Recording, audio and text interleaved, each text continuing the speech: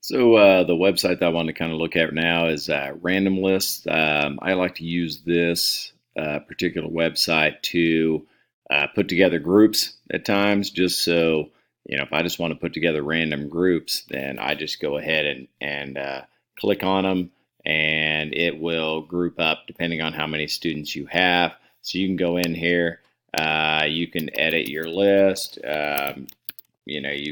You've got different ones. Hey, here's my list of kids, which of course are not actually mine, but I want to do 5 groups, and then we're going to go through. So now all of a sudden, you've got a group of 4. You got 4 groups of 3.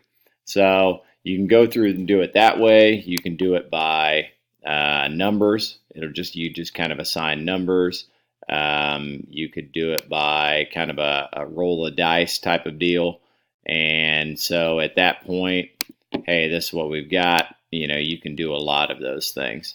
I think it's a really good way to kind of go about doing what we need. If I've got all these names in, or you know what, there's 4 of you, you need a group leader, and you can just sit here and boom, Mike's the leader at this point in time.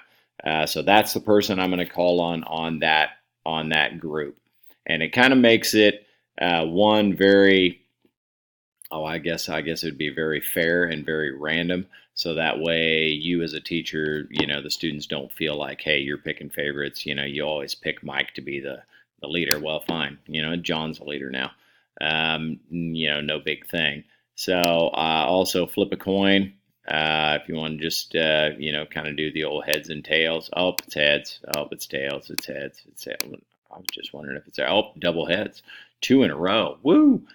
So there's a lot of different ways that you can use this. I think this would be great for PE teachers. I actually use it in my ag classroom just to kind of get all those, get things random and kind of make it work. So hopefully it's a pretty basic one, but I think it's really good and has a lot of valuable uses.